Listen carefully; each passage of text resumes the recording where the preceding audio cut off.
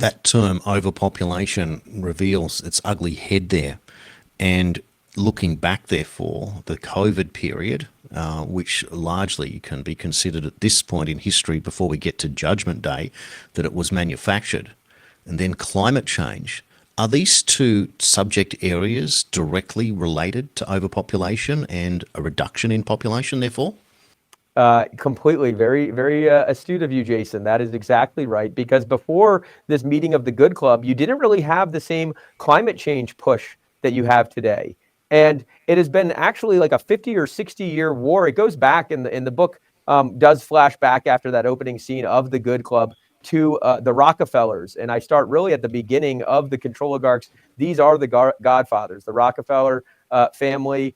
John D. Rockefeller Sr., who founded Standard Oil and came up with a million, uses of petroleum, he built the largest, most impressive and powerful company known to man with the Standard Oil. Antitrust regulators had to break it up, and it was just really a wonderful company. And John D. Sr. was a pretty wonderful guy. He gave to churches and schools and universities. And by all accounts, a good guy. The junior is really where it took a turn. John D. Rockefeller Jr. knew that he would never grow up to be the oil man his father was, really a trillionaire, adjusted for inflation.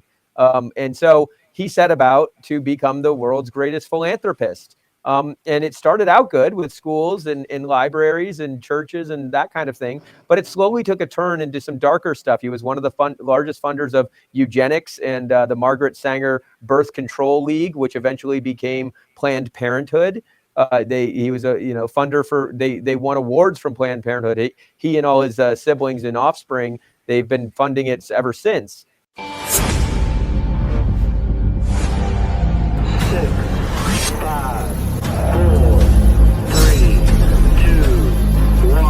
I swallowed the red pill back in 2008 and began reporting the news in front of a camera in 2019. In that time, we've seen a complete upheaval in world politics. The battle lines have changed between the illusion of left versus right to the reality of globalism versus nationalism. Despite all the information, the truth and the lies, there are two very distinct pathways emerging. Should we follow Labour and Liberal to a dystopic one-world government, or do we fight for our nationalism, unlock our hidden resources wealth and build a new Australia? With the world teetering on a knife's edge, should we solidify our relationship with the USA and become the 51st state? This is my mission statement here on Australian National Review, and I welcome you to black pill me as hard as you can as we determine our future together. This is the 51st state.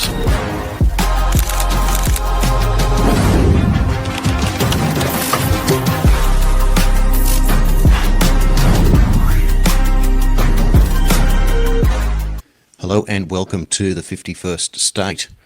What kind of world are we in when the oligarchs that Bernie Sanders has been warning against us for decades are the same people that are financing No Kings protests and convincing us that there's only one person that wants to be king of the United States or indeed the world? And yet these same people are the ones that front up at the World Economic Forum with over $10 trillion in combined assets and want to make rules over everything that we do, but not including their own. What we eat, where we go, how we transact, what we need to contribute towards the transaction, and what kind of digital footprint must we also have in order to just play a part in society, at the same time being surveilled for any and all indiscretions, and at the same time these people that you can see over my shoulder seem to be above the law, or are they? And that's where we're going to go today in this particular show, when I'm going to introduce you after the break to Seamus Bruner, who is the author of this brand new book called Controligarchs. We're going to get into the details and the nitty-gritty and find out exactly who really is pulling the strings, who really wants to control the world, and why it is they are resisting against a president who doesn't like what they do, doesn't want to be part of a globalist world order controlled by artificial intelligence and digital control of everything that we do. On the contrary, don't go anywhere. We're going to get into it after the break. This is the 51st State. And welcome back to the 51st State. Seamus Bruner is the Director of Research at the Government Accountability Institute and a leading investigative researcher behind several New York Times bestsellers with Peter Schweizer. He's the author of Controligarchs, Exposing the Billionaire Class, Their Secret Deals, and the Globalist Plot to Dominate Your Life, Fallout and Compromised, exposing corruption among political elites, globalists and intelligence agencies. So let's bring in Seamus right now. This is going to be one meaty conversation. Seamus, welcome to the 51st State. Hey, Jason, it's great to be with you. I'll tell you what, talk about picking the subject of the du jour. This is something that's been bothering many of us for such a long time. And here you are involved with the GAI and putting these books together. Is it a labour of love, so to speak, or is it the necessary work that someone has got to pick up the mantle? And if you want something done, you've got to ask a busy person. Well, that's exactly right. It's a little bit of both. I thought I wanted to go into politics, and then I met Peter Schweizer coming out of college about, 13, 14 years ago, and he disabused me of all notions of going into politics and found it's far more fun to be on the outside exposing the corruption, and I think we have a better effect than getting assimilated into the swamp. That is such an interesting point, isn't it? What do you think it was that attracted you to consider a career in politics then? Well, I wanted to, I thought I wanted to make a difference and go to law school, go into Washington, D.C., get into the political machine. And it didn't take very long to realize that it's actually just a career of trying to fundraise and win re-election, and decided I don't want really any part of that. I would much rather expose the crooks and help shine a light on all the corruption. That's such an interesting point, isn't it, that you bring up, and it's something myself as somebody who has run as a candidate a couple of times. You realise that when you're doing that what you're up against from the outset, and the fact that no one really likes campaigning. People can say that they do, and if you're running for a lower house seat, the very fact that you need to know the people in your electorate, let's say, or at least they need to know you, and the way that you do that. And of course, nobody likes to fundraise, and if you spend all your time fundraising, then of course it's very quickly before you have to sort of bow down and do something for the money that people are giving to you. There's an expectation, therefore. And so we're going to get into a very interesting conversation, and you're going to shine the light on left-wing politics. But then just before the outset, I then find it interesting that somebody like Bernie Sanders would come out and say that he wants to publicly fund elections and therefore try and remove that temptation of corruption. Do you find any merit, therefore, in what Sanders has said? Is there another way, perhaps, that elections could be funded, or is this just idealism on steroids? I think it's closer to the latter. And just to be clear, nothing against the good people who go into politics. We need good people in politics. It just, I think they find the corrupting influences overwhelming. Regarding public funding of elections, personally, I don't think that actually solves the problem. We've done a couple of reports on the threats to election and dark money, which I know we're going to spend a good amount of time talking about today. Dark money is the biggest problem in elections. And so you can try to regulate it out, and you can try to make it so that, you only have public funding of campaigns. But then it opens up so many other questions. And I think that the money will find a way in the end. It opens up questions of like, in-kind contributions, for example. So when all of the media outlets, even if they're supposed to give fair time amount, like allotment. It's just like a game of whack-a-mole. When you try to root out the money, then you have to do more regulations for fair time. And then you have things like Google and Facebook and all of the social media giants. It's like they can still stifle one campaign or another, and that's not tracked with money. And it's not tracked with fair airtime. It's in a black box algorithm. And so when you kind of kneecap any particular candidate by saying that they can't spend, people who support them can't spend their money how they choose, you end up with essentially the establishment candidate winning always. Well, there you go. That just explains to you exactly what you're up against. So, the devil on both sides of the equation, therefore. So, the reality is, let's see what really is going on here and determine, therefore, how we go forward. But the United States is very different to what we see here in Australia. But I guess that the same principles apply. And the reason I bring that up is the way that elections are held. First of all, in Australia, there's no such thing as mail-in voting. There's no such thing as computers counting votes. So people think that, therefore, that is a much simpler system, perhaps fairer, perhaps less chance of corruption. But there's always that inkling that something weird is going on. And I just want to paint this picture for our viewers here. In 2022, when I was the candidate in the seat of Patterson, I was at a particular pre-poll location, and some of the other candidates pointed out that they were seeing some boxes filled with votes being moved out to a vehicle outside. And they were just asking the questions, what's the chain of custody here in terms of how do we know when that goes into that vehicle, where it's going to, for example, because it was a week before the actual election to be held on a Saturday. So, what do you do with that? Where was the clips showing that it was locked? Meanwhile, a week later at the same election, Seamus, one of my booth captains called me up and said they've just opened up the cardboard ballot box onto the desk here for us to count, and all of them have already been put together in bundles with elastic bands around them. And yet they cut it open. He said, I don't understand that. I said, I don't understand that either. So here we are in Australia pretending that the system is working.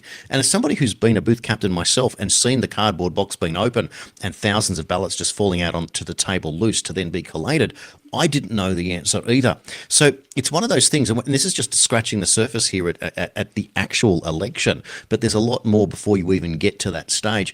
And the one thing is, if you take away the confidence of the people and you build in a feeling of hopelessness, it takes away any sort of motivation for people to be involved in, and then they just put their hands up and go, oh, look, I don't want to be involved, and therefore the status quo remains, and that's even worse. So the big thing is, of course, that if you get a great big personality like a Donald Trump, yes, things are possible that you can get a great disruption and something can change in the system. But for the rest of us around the world, that it's not a reality. So it comes back to this nuts and bolts nitty gritty of what's going on. Let me just put up on the screen for people. This is your book, Controligarchs, Exposing the Billionaire Class, Their Secret Deals and the Globalist Plot to Dominate Your Life. Now, I reckon that most viewers watching this now would be well aware, but this is a massive piece of work. It comes after you've also created books along with John Solomon, who many people will know, Fallout, Nuclear Bribes, Russian Spies, and the Washington Lies that Enriched the Clinton and Biden dynasties. Here's another one, Compromised, How Money and Politics Drive FBI Corruption. Seamus, do you have a bullseye on your head when you walk outside? Well, I'll be honest with you. I think the Clinton investigation, I worked with Peter Schweizer, who wrote the book Clinton Cash, and that was really where I'd worked on a couple of books before that, but that was my favorite. That was the one that most worried us about having targets on our backs. And so after investigating the Clintons, everything else is sort of child's play. No, the FBI was a little alarming, but we do open source intelligence gathering, so we don't mess around with anonymous sources, and in some ways that holds us back in the sense that you really want to know what the people in the room were saying. But on the flip side, everything that we find can be verified publicly, and the targets of investigation. I mean, what are they going to say, that they didn't report publicly these numbers? So I think you're in much more dangerous territory when you're messing with whistleblowers and getting exclusive documents. And if you are the end of the chain of custody, if they just wipe you out, then the story will go away. With us, and also I don't live, with the spirit of fear. So targets on the back, maybe, but we're pretty well protected here. We've got a big fence, lots of cameras, lots of guns. Well, you're lucky that you live in the United States, therefore, with the opportunity to be able to defend yourself, because here in Australia, that's a very different scenario. But at the same time, we are constantly fed the idea that it's safe, etc. And yet we're seeing things on a daily basis making us feel more unsafe the same way. But at the end of the day, it's about public service and therefore public accountability. And that is all you're really trying to do here. One wonders, therefore, what is the addiction to power, do you think? When I look at these faces here on the screen, been the subject of the book Controligarchs. So you've got Klaus Schwab, Mark Zuckerberg, Bill Gates, Jeff Bezos, and George Soros. What is it that makes these people want to be front and center? Is it because they have all the power in the world? They think that they are the smartest guys in the room? Yeah, that's exactly it. I mean, they do think they are the smartest guys in the room. They think that we, the unwashed masses, don't know what's good for us, what's good for the planet. But ironically, all of their solutions to the problems that we allegedly cause always seem to enrich themselves and amass more power, more control for these controligarchs. And that's it, isn't it? Because it seems that government always comes back and whenever they have a new plan that's going to erode our freedoms, they say, oh, but it's for your safety. And if it's not for your safety, oh, it's for your convenience. There's nothing more insulting when a lame duck politician that you haven't heard of stands up and says, this is going to make it more convenient for you. The fact that we're going to take away your freedoms and surveil you for the rest of your life, we're not going to mention that. I just find it's the ultimate insult of your intelligence. And you've nailed it, because it is the fact that these people think that they're the smartest in the room and that we are just the great unwashed. And yet, hang on a second, aren't we supposed to be part of this education system that you fund these politicians to tell us how great it is? It's such a hypocrisy, isn't it? Yeah, oh yeah, completely. And it is very patronizing and very paternalistic that they think that they can decide what's best for the rest of us. And the thing is, they don't really have a great track record either. Even if we take their stated motives, which of course there are all the ulterior motives actually driving what's going on, like money and power and control. But even if you take the stated motives, like saving the planet or creating a healthier food supply or whatever, or safety or whatever it may be, they don't have a good track record on any of those things. They've been trying to save the planet for 50 years, and yet it never seems to get any better with any of the control mechanisms they put in place, from emissions to killing our domestic energy sector as best they can. None of it ever seems to get better. It always seems to go one way, which is more power, more control for them. This has been my argument for years. How can you look to the government, who has made it harder for you to get into buying your first home, for the solution for getting to buy into your first home, if they're the ones that have caused the problem? And at the same time, as one of my great friends and colleagues, Tony Nikolic, says, asking Caesar to investigate Caesar. It just doesn't make any sense. So here we are. Now, for most people, recently they saw these large protests called the No Kings. I do find it ironic that these people, who all would fancy themselves as becoming one of the kings of the United States, even though they might not actually be working for and rather against it, but how did No Kings come about in a country that that doesn't have a king, for example, that they have a disruptive president that's making decisions, but this idea that it's kind of like projection. I'm sure George Soros fancies himself as running the country. I'm sure Bill Gates fancies him the same way. Bezos, Zuckerberg, and of course Klaus Schwab thinks he's the president of the world government. Why don't the people who go to No Kings protests see this? Yeah, I mean, it's deeply ironic. It's comical. I mean, it's kind of a cringy name as well. Like, they're like Occupy Wall Street was kind of a cooler sounding name, but No Kings is just sort of lame. The other thing, though, is that, I mean, it's not just No Kings. Like, on all of the materials, the branding, the marketing, it all says No Kings, No Billionaires, which is one of the main reasons we decided to follow the money. And it wasn't very difficult to find that of the 200 or so official organizers and partners, the vast majority of them do receive billionaire money. People, George Soros, the names you've mentioned, and Controligarchs. And we calculated over 250 million, really closer to $300 million in just the past couple of years, that has gone from billionaires to the No Kings protest organizers. So terrible branding, ironic, silly, and yet at the same time, deadly serious, because these No Kings protests, they were global. They happened everywhere, ironically in the UK, where there actually is a king, but they had to change the name there and say no tyrants or whatever. But they were real, and over 1 million people turned up. That's using the lower estimate. I mean, No King said 7 million. Then people said, wait a second, I don't think there were 7 million, but most accounts do say at least 1 million people turned out. And for the billionaire class, the controligarchs, to be able to effectively, with the push of a button, turn out 1 million people into the streets. Some of these events turned violent. A lot of the rhetoric and the signage and just the, you had one teacher, a school teacher, pantomiming the Charlie Kirk assassination up in Chicago. It was really alarming to see how fast they can activate these shock troops and get them out into the streets. There's so many ways to sort of look at it, and you wonder about this sort of outrage community, because that seems to be what it is. Let's just get everyone riled up. But if you take away the funding and the protection, and a bit like what we saw in Portland, Seamus, recently with the discovery of some sort of safe houses, for example, a couple of independent reporters walking past and seeing the doors open and looking inside. And so you see that it's organised. Now, if none of these people are holding down a job, how can they afford to rent a building right in the middle of the city and have people coming and going at all hours of the day and night? Technically, they must be living there or have some sort of roster.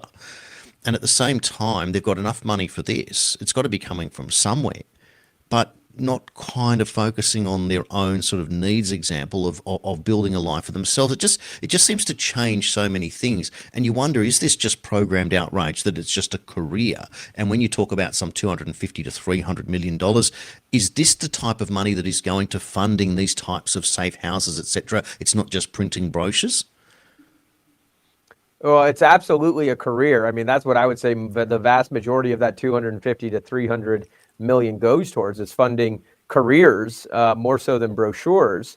And so plenty of people, I mean, they're, even in Portland on the streets, you see these people in yellow vests. You saw them at actually No Kings protests all around the country and world. The yellow vests are legal observers. And this is organizations like the ACLU or the National Lawyers Guild. The lawyers, it costs a lot of money to keep the protesters out of jail and get them back onto the streets as quickly as possible. As far as Antifa and its safe houses in places like Portland, the money trail goes cold once you follow it to the respective nonprofits and NGOs and the 501c3 and C4 organizations. Antifa is a decentralized outfit. There's other decentralized radical organizations like the Socialist Rifle Association, the John Brown Gun Club, Jane's Revenge. There are all these groups that are sort of informal networks, Facebook profiles. They're on Telegram and various other encrypted messaging apps.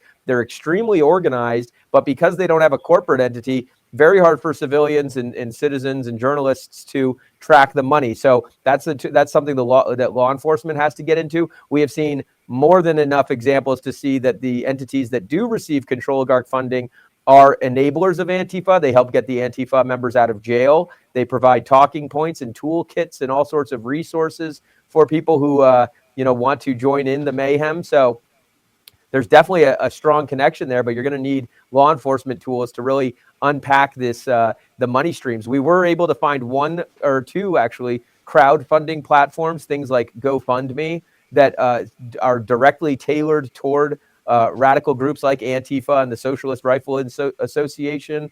One of them is called Open Collective, and the other is the Action Network. You go on this website, you search Antifa or John Brown Gun Club or Socialist Rifle Association, and you'll find chapters of these groups in Portland, in Chicago, in Seattle, and all around the world, really. And on that page, you have the option to make a donation. You can chip in $5 or $500. We found plenty of examples of anonymous donations of $500 going to these groups. Again, without law enforcement tools, we can't really see who gave that $500, but it'd be quite simple for one of these big funding networks to just pump thousands of dollars into any of these groups. And the thing about Antifa and the other groups committing the violence in the streets, it doesn't cost a whole lot of money. I mean, yes, the salaries in the safe houses, but once you get someone sponsoring that, I mean, the tools and the weapons and the Molotov cocktails, for example, it's all relatively cheap stuff. So it wouldn't cost but $10,000 to do some real damage in a city like Portland or Chicago or Seattle, which is where a lot of these violent protests, riots have been going on. And I'm really glad that you mentioned, you said if you take away the protection, that word protection, that is so key to this, because that is why only a handful of cities across the country are experiencing this violent chaos, is because they have protection. They have protection from the local police force in Portland and in Seattle. They have protection from the mayor's office and even the governor's office. I mean, that's like there are court battles against Donald Trump bringing in the National Guard to clean this up. I mean, you got federal officers, ICE officers, whose lives are in danger, and the mayor and the police departments and the governor, they want to keep it that way. They want to keep this pressure on their political opponent, Donald Trump. This is it's beyond frustrating, and at the same time, you just can't work out what exactly is trying to be achieved here. So, a No Kings protest aimed at one specific individual around the world, even in the UK, where they have a king that's a globalist, they change it to No Tyrants. But billionaires funding this, are the people involved ignorant or just turning a blind eye, do you think, to the fact of who's looking after them? I think, everybody's got their own reasons. So hard to say, hard to pinpoint any catch-all. But I'd say most of the people are just looking for some purpose and meaning in life. A lot of the elder protesters, you saw plenty of those here in the States. People over the age of 60 even going out. I think they're looking for to relive the glory days of the 60s or something. They would just really want to stick it to Donald Trump, and they don't care who all is organizing it.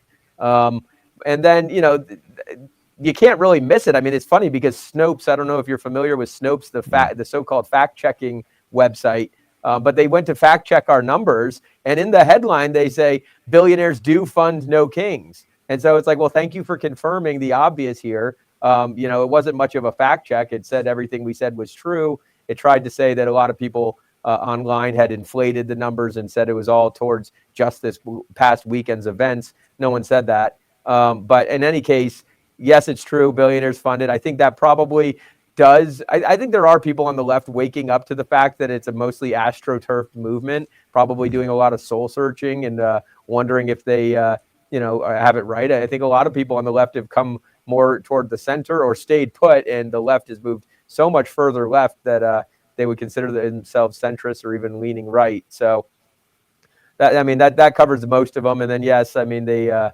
are people, really, really radical lefties who would never go to a No Kings rally because of it is funded by billionaires. Those are the true believers, and I kind of got to applaud them for their intellectual consistency.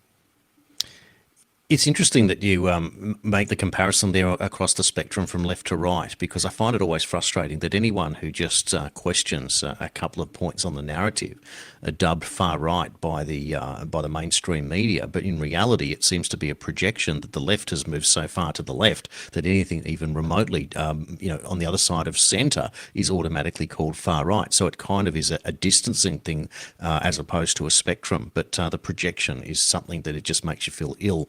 And it comes from where the perceived power is at the grassroots, as now you explain it as astroturf, the fake grassroots. Seamus, we're going to take a quick break. We'll come straight back because I want to get into the details of the individuals involved in the terrific book called Controligarchs, putting up on the screen there. We're going to work through them from left to right on the other side of this. Don't go anywhere. This is the 51st State. And welcome back to the 51st State. My guest this hour is Seamus Bruner, who is the author of a terrific book called Controligarchs, exposing the billionaire class, their secret deals, and the globalist plot to dominate your life.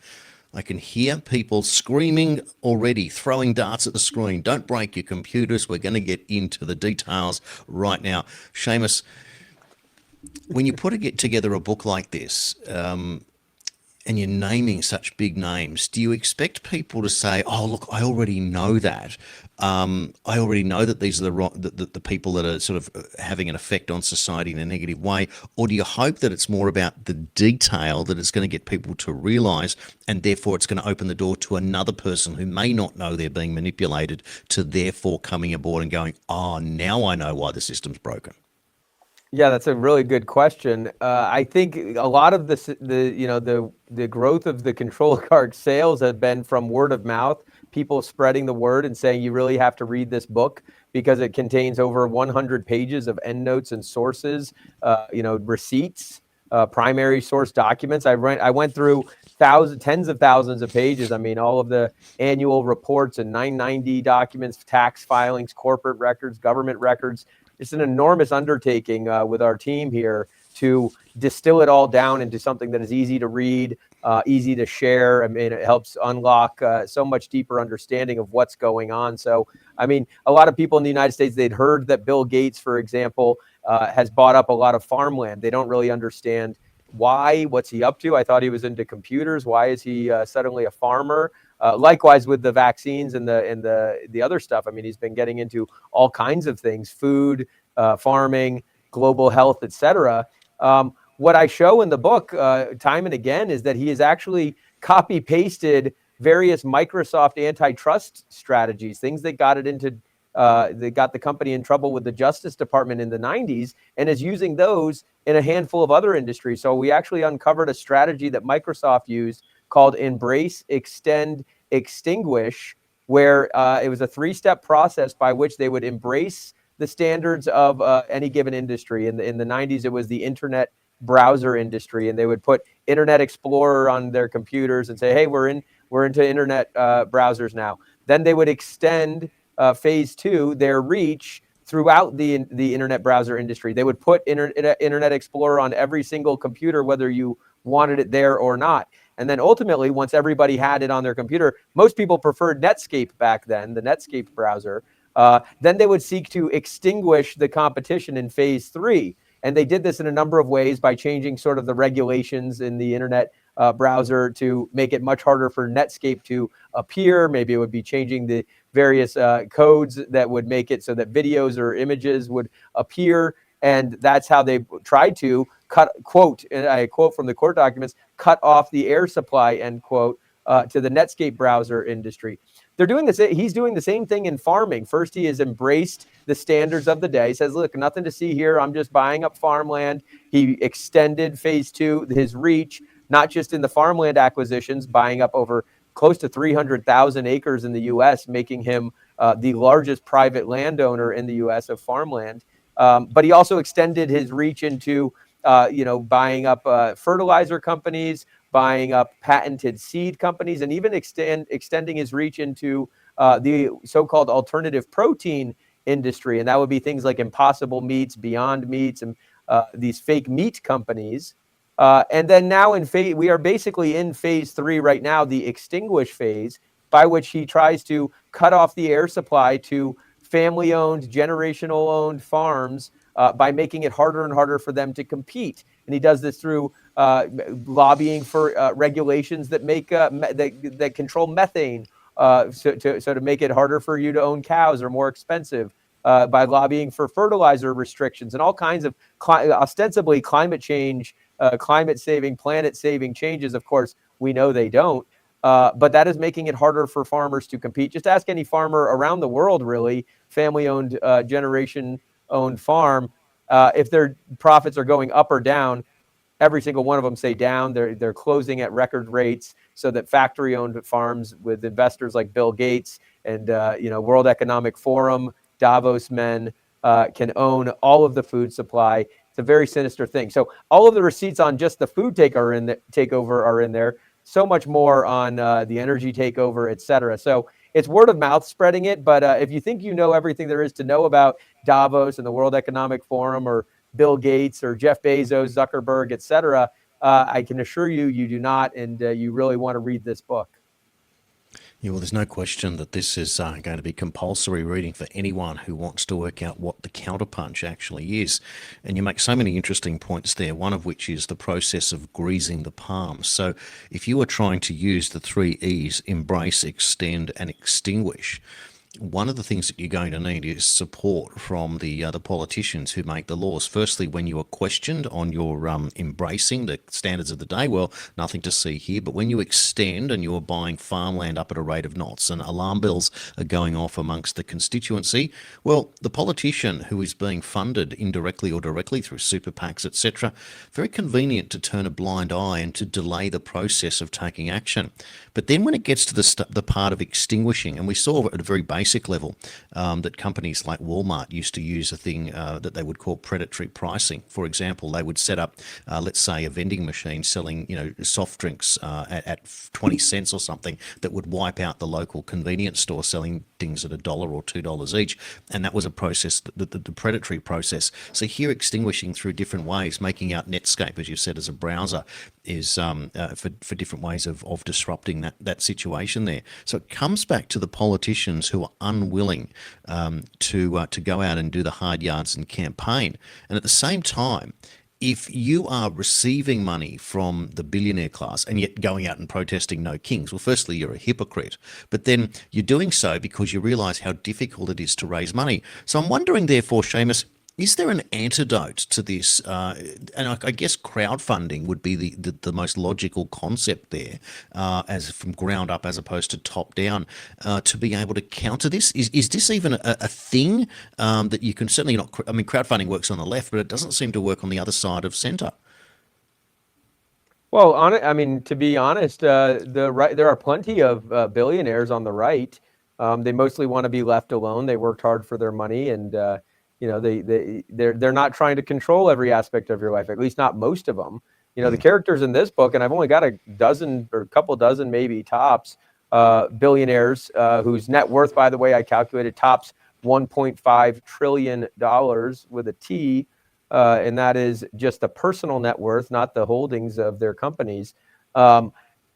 There's far more wealth actually on the right, but the right-wing billionaires, most of them are kind of wanting to be left alone and aren't really seeing that what the left is coming for them. I mean, the left says eat the rich, tax the rich, soak the rich, and they are very, the foot soldiers, ironically, of course, but they are engaging in class warfare here. And so the solution, yes, crowdfunding, but the right wing needs George Soros style money ATM machines to fight back against this. And of course, that's not to say that there aren't very generous billionaire donors on the right. There are, but it is the amount of money coming from the left into our political process, typically, especially through the dark money networks like the Arabella and Tides and Soros funding networks, which was who we tracked for No Kings. There's really very little comparison there. Well, some of the money, like Arabella, for example, almost $80 million, Soros, 70, more than 70, the Ford network, over 50, Tides, 45, Rockefeller, only 28 million, and Buffett, $16 million there. Extraordinary. And then, of course, there's this strange thing behind the scenes that Warren Buffett pledging to give his fortune to the Gates Foundation. What's that about? And how can you have some sort of conglomeration there between ultra billionaire classes giving their money to each other? Yeah, well, Bill Gates and Warren Buffett have been friends for a very long time, decades. They came together, and I've actually got a great scene in the book. It's actually chapter 1. And chapter 1 is called The Good Club. And the Good Club is, yes, it's a secret billionaire club. It was founded by Bill Gates. Warren Buffett was at the inaugural meeting. George Soros was at the inaugural meeting.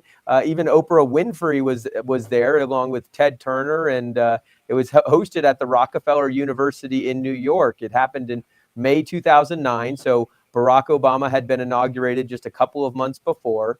And these controligarchs, they got together. They called themselves the Good Club, and they said, now that we've got our guy in, we've all spent an enormous amount of money trying to get him in. What do we want? I think it was Bill Gates who steered the meeting with guidance, of course, from his good friend Warren Buffett. What do we want? Our collective cause, an umbrella cause where we can all kind of be rowing in the same direction here. And it was shocking when I learned that their umbrella cause was overpopulation. Every one of them thinks that the earth is overpopulated. They don't ever come out right out and say that we need some sort of depopulation program, but they do have all sorts of plans. They say, stated goals for how to reduce global populations. And so that was their first meeting. Now, what came out of that meeting actually was the Giving Pledge, and it was Warren Buffett and Bill Gates, and they were going to convince every other person of similar means, billionaire types, to give away at least half of their wealth by the time that they died. And so the Giving Pledge is now, since this was 15 years ago, since been revealed as sort of a fraud. They give it to their own personal foundations. I think Warren Buffett was probably smart to give his money to the Bill Gates Foundation, because the Gates Foundation is like the flagship of all of these control schemes. And Warren Buffett has a relatively good a reputation in the States. Even, most people don't view him the same way they view Bill Gates, which is sort of this guy who wants to control me. Most people think he's the cheery elderly investor from Omaha, Oracle of Omaha. So why did he give it to the Gates Foundation?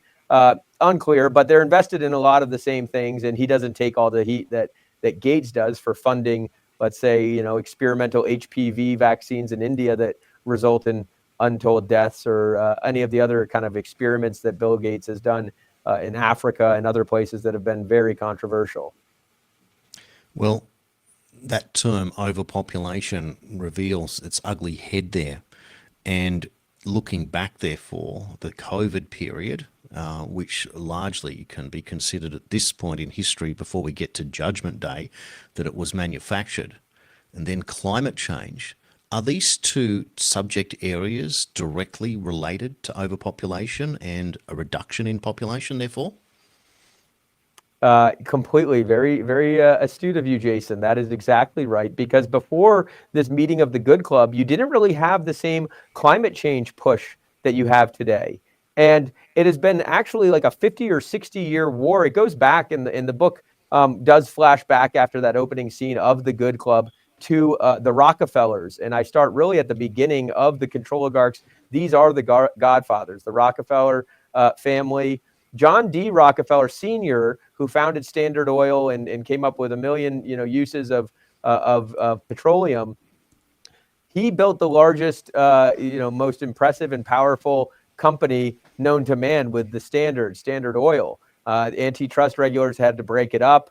And it was just really a wonderful company. And John D. Sr. was a pretty wonderful guy. He gave to churches and schools and universities, and by all accounts, a good guy. The Junior is really where it took a turn. John D. Rockefeller Jr. knew that he would never grow up to be the oil man his father was, really a trillionaire, adjusted for inflation. And so he set about to become the world's greatest philanthropist. And it started out good with schools and libraries and churches and that kind of thing, but it slowly took a turn into some darker stuff. He was one of the largest funders of Eugenics and the Margaret Sanger Birth Control League, which eventually became Planned Parenthood. He was a funder for, they won awards from Planned Parenthood. He and all his siblings and offspring, they've been funding it ever since, which is, for those who don't know what Planned Parenthood is, the largest abortion provider. But there were all kinds of other initiatives. I mean, there was a memo from the Rockefeller-funded Planned Parenthood to a UN entity, the Population Council, talking about all kinds of other methods. This is back in the 60s, but Rockefeller entities both talking amongst themselves, saying, well, what are some other things we could do? They said, put fertility control agents in the water supply. These are suggestions, never confirmed, but among the other, they had columns for, well, in the biological area, we can, increase contraceptives, increase family planning, euphemisms for abortion, and as well, fertility control agents in the water supply. In the economic categories, they said, well, get as many women into the workforce as possible. We can disrupt the family units, encourage easy divorce.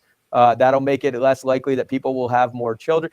Really, really sinister stuff. And I'll never forget, there was one 2-word bullet point, chronic depression, as a way to make sure that people have less children. So from then till now, they have really been working on depopulating or lowering the birth rate. And by the way, if you look at Western countries, they've been massively successful. I mean, just look at the plummeting of the birth rate from the 60s through today. A lot of this is done via propaganda. It's by convincing people. A lot of it's economic manipulations. A lot of it is done via propaganda, convincing people. I can't tell you the number of people of childbearing age that I hear saying, well, having kids just isn't for me, or I want to work on a career, or what have you. When actually, whether you are, religious in some way, or just a Darwinian evolution, supporter, it is for you. That's literally your purpose on planet Earth, is to be fruitful and multiply. So, that's what Darwin would say, and that's what any Christian would say. It's funny you say that too. The Clive James, a famous Australian expat who lived in the UK, wrote a beautiful, wrote many things, but on one particular occasion he released a CD of poetry, and in one of them, I'll never forget it, he said, "The whole purpose of life is to replace ourselves."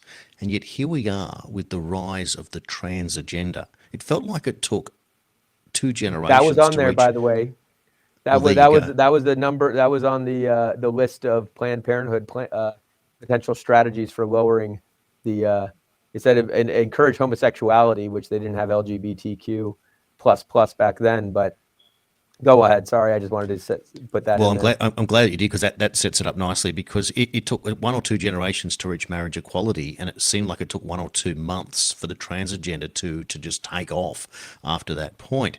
And what people don't want to consider, of course, homosexuality, unless you have artificial ways of creating life. That's where you're at, not natural. But the trans agenda, if you're going to literally sterilize oneself in that process, then you're cutting off your DNA. This is the other point. Even in homosexuality, artificial reproduction, you're cutting off your own DNA, that the pathway there. And people might not consider that, or might think that what I'm saying is a nasty, horrible, taboo thing, but it's just a practical reality. If we are here to replace ourselves, isn't that the process of your DNA being transferred to your offspring? And dare I say the word offspring, Seamus? Is that a bad word now? No, not at all. And I'm glad you brought that up. And to your earlier question about why you need this book, I go all throughout the history of not just Planned Parenthood, but Alfred Kinsey, who was one of the pioneer sexologists who really tried to help normalize, not having offspring, as well as Dr. John Money, one of the very first transgender scientists who really kind of a sick freak who ran weird experiments on kids, etc. These people were all funded in the Kinsey Institute and the Money Institute, funded by Rockefeller types, Rockefeller himself. Just Google Alfred Kinsey and or DuckDuckGo if you prefer. Alfred Kinsey and the Rockefeller Foundation. The Rockefeller Foundation has very proud of their work funding Kinsey's research, which was, he was not a biologist. He was he studied bugs. He was an entomologist, but in any case, they've got a whole page praising their funding of this kind of research. And then moving forward into today with the transgender hormone therapies and the chemical castration, as well as the abortifacient pill, mifepristone, which has become quite controversial. It's probably the largest mechanism by which women do kill their offspring. Those were all funded by first Rockefeller. Then actually, I've got a great section, a horrible section, but it shows that Warren Buffett and George Soros actually invested in the patent behind mifepristone. This was a pill that the Rockefeller Foundation had helped the Chinese during its one-child policy use, setting up factories in China to create this. It's RU-486 was its first chemical name. Then it became known as the trade name mifepristone, which is what's used today. But in any case, there's a profit motive here. These guys are actually making money. They hold the patents and the intellectual property, and it's when it's sold by the millions, they're making money on this investment. So Bill Gates likewise is invested in all kinds of pharmaceuticals that turn out to have fertility issues down the line, and so they'll never say that was the intended goal. It's always a byproduct. I'll have to say, it's an unintended consequence of a lot of these drugs. But just look at Tylenol. What we're finding about Tylenol, what we're finding out about many of the vaccines is they're not good for children, and so it just makes you wonder if fertility issues are actually part of the plan. We've just sort of, in the US, we've seen the end of the radical open borders policy, and the arrival across Europe and the United States and here in Australia of massive Islamic immigration. And similarly in Africa, where you have birth rates way above 2.2, which is considered to be where you need to be to sustain population. How then do you rationalise an open borders policy and radical Islamic immigration into the West as part of a depopulation plan, therefore, or is it something else? Yeah, that's a very good question. It's very concerning. This radical Islamic migration, especially when you consider that. Yeah, you hear imam after imam and cleric after cleric stating that their goal is to win via the womb. They plan to invade and multiply at a faster rate than the host countries, and it's really civilizational suicide to allow this to continue. And so when the control oligarchs are fun, yeah, that's a really great point. I don't exactly have an answer to it, but it's like they actually have not succeeded as well in the global South or in the Middle East and North Africa at lowering birth rates as they have in the West. And so, whether they want to take down the West in some way, it doesn't seem to make any sense considering they are products of the West. I don't think that the radical Islamists are going to have a special affinity for George Soros.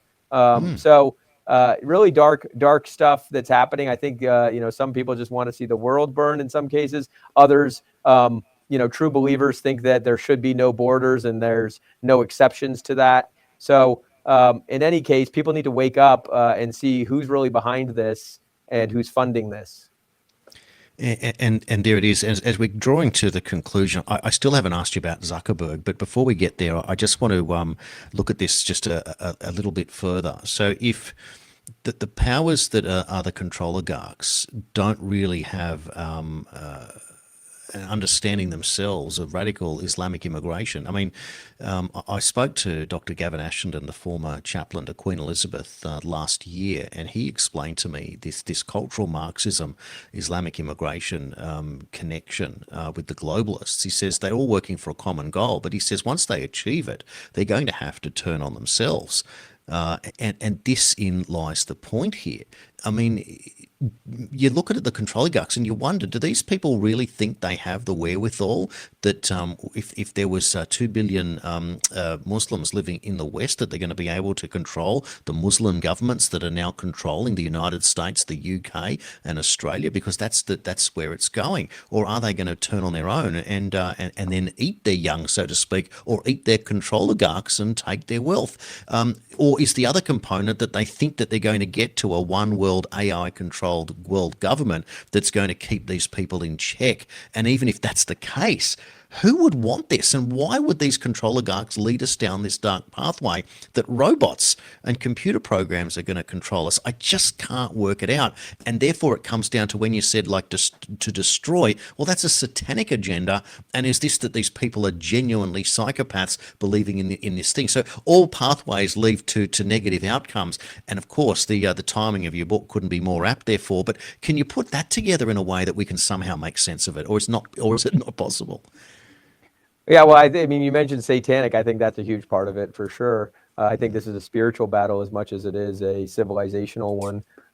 But you do see the control oligarchs pulling back a little bit with the radical. I mean, yeah, I would say that the right, you could see it years, if not decades ago. But I think you see, like Bill Gates, for example, he has pulled back a little bit on his funding. For example, his foundation announced this past June that it would cease funding to the Arabella funding network, all these Arabella entities. Bill Gates had provided them previously somewhere between $200 and $300 million, and this is one of the largest funding streams of moving mass migration of all kinds, including Islamic, into the United States. So him stopping funding there, that's a big win. I think you see a lot of the people in Silicon Valley who would have been maybe former Democrats now moving over to the Trump side. Yes, I think a lot of it is cynical, including Zuckerberg, where they just say, I've got interests that Donald Trump could really make my life painful with the FTC or the FCC or antitrust, et cetera. So we're going to just pay for the inauguration fees and donate for now and bide our time. But I think some of it's also real. I mean, Elon Musk was a longtime Democrat, in a lot of ways a globalist. It's certainly a transhumanist and technocrat, by his own admission. And he's come over to the right. Now, I think he's not a big fan of radical Islamic migration or even mass migration at least of illegal migration. I think he's pro mass legal migration. But in any case, I think that, I think they're humans too, and they're sort of waking up. I mean, I don't know why Elon Musk wants a world filled with robots and people with brain microchips. I do include him in the book in things like Neuralink. I mean, I don't think that that's a very good path for us to be going down, but it does seem like we're just full speed ahead, all gas, no brakes. And time I guess will tell. But I would say that the spiritual component to this is probably the one that might explain it the best.